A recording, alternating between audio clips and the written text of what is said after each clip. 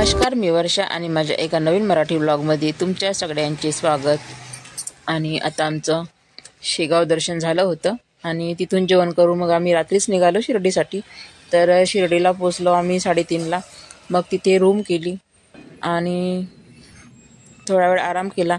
त्यानंतर मग तयारी करून निघालो आता साईबाबाच्या दर्शनासाठी। छान नाश्ता करून घेणार आणि त्यानंतर जाणार दर्शनाला।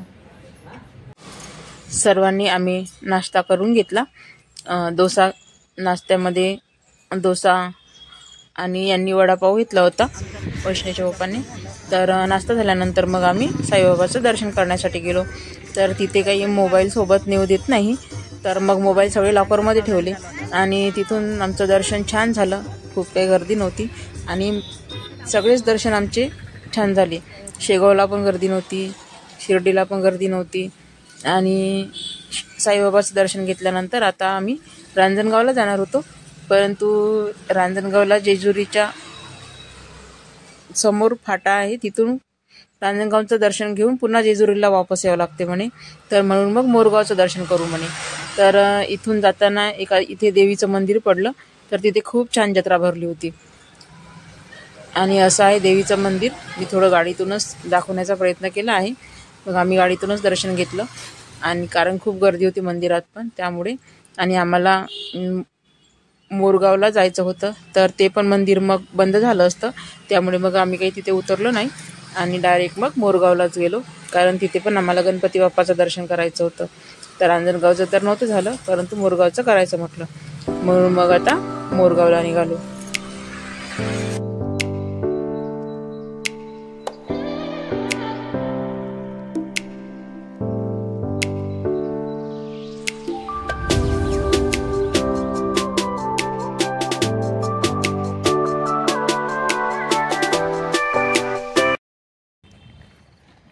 चला, आम्ही आत्ता पोचलो मोरगावला सहकुटुंब।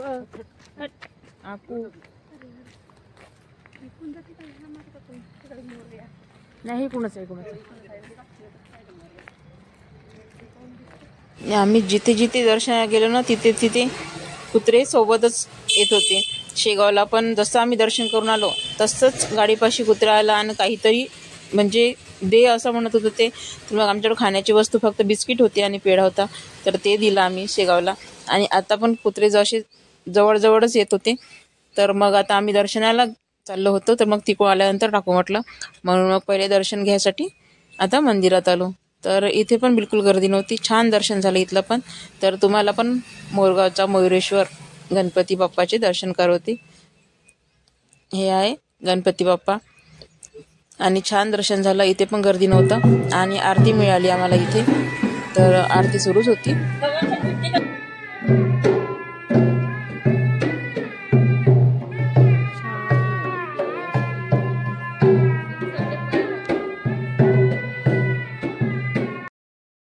इथून आरती घेतली आणि मोरगावला वेळ न दवडता, कारण आम्हाला जेजुरीचं पण दर्शन करायचं होतं आणि 10 वाजता मंदिर बंद होते, म्हणून मग आम्ही घाईघाईने जेजुरीला गेलो। तर तिथे पण छान दर्शन झालं, तिथे पण आरती मिळाली आम्हाला।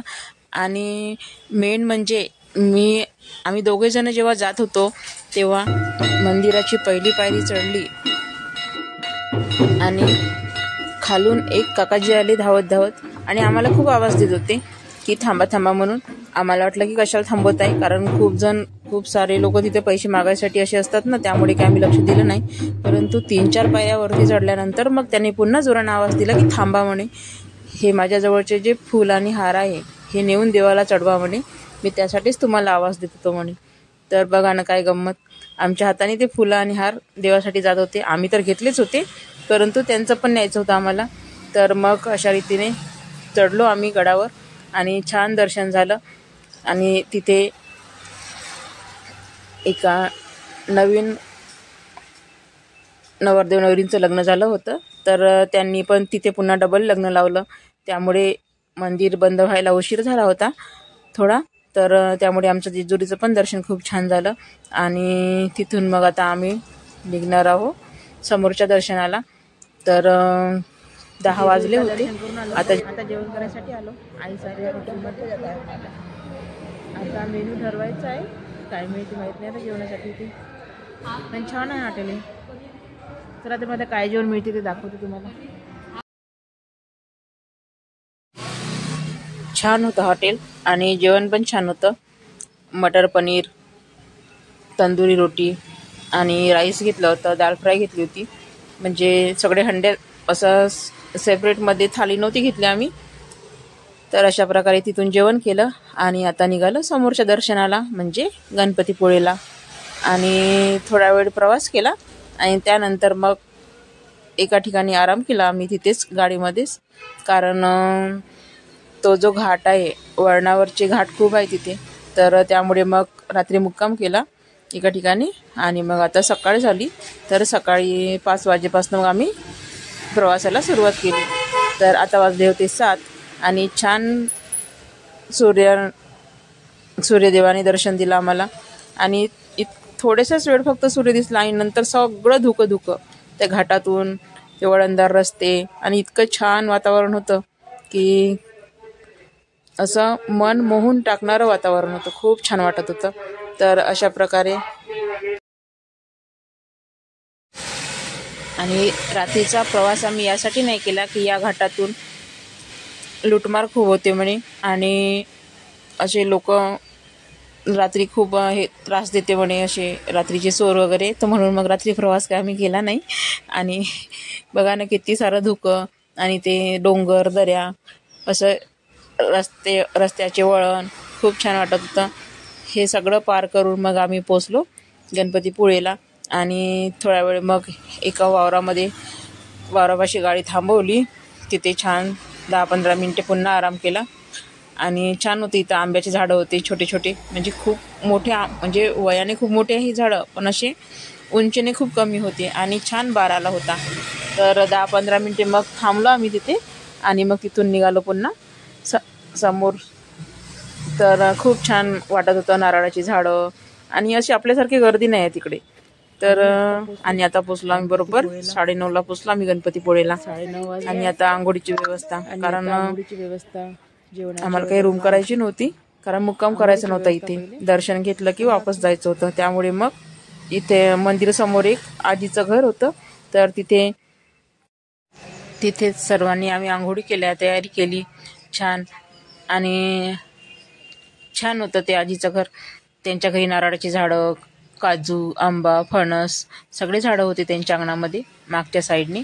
आणि तिथे आंघोळ केल्यानंतर मग तिथेच तयारी केली आणि त्यानंतर गेलो मग आम्ही मंदिरमध्ये. तर मंदिरमध्ये पण मंदिरालाच लागून अगदी समुद्र आहे गणपतीपुळेला. खूप जणांनी पाहिलं पण आहे. तर मुलांनी पाहिलं होतं, फक्त मी आणि आम्ही दोघंच जण राहिलो होतो पाहायचं. त्यांचं 2दा दर्शन झालं आहे गणपतीपुळेचं मुलांचं, फक्त आम्हीच राहिलो होतो दोघंजणं. तर त्यामुळे मग आम्ही ही सगळी ट्रिप काढली होती.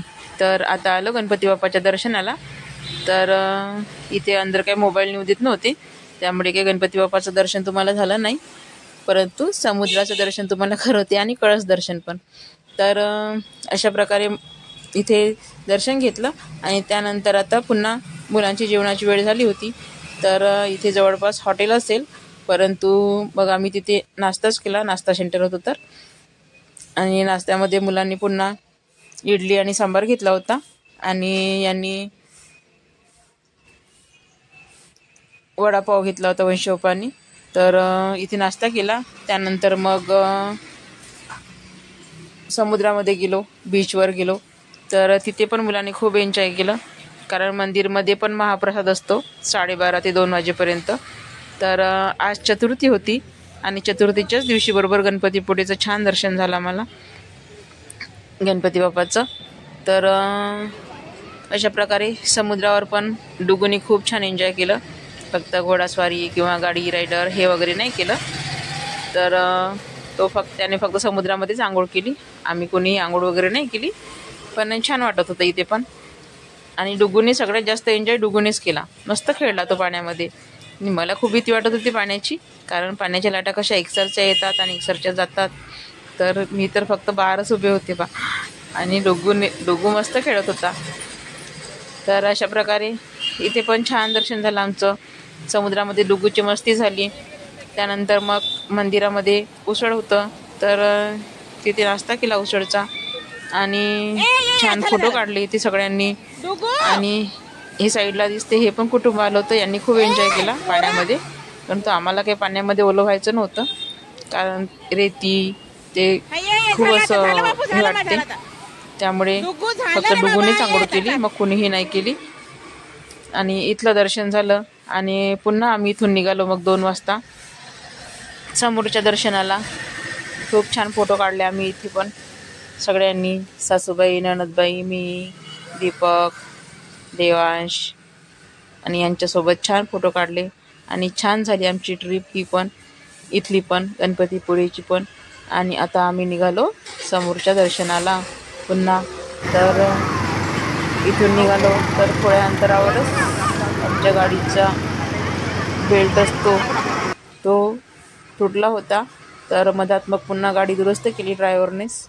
आणि थोड्या वेळ तिथे पण थांबलो आणि आता निघालो कोल्हापूरच्या महालक्ष्मी माताचं दर्शन घ्यायचं आहे आम्हाला, तर तिथे जाणार आता.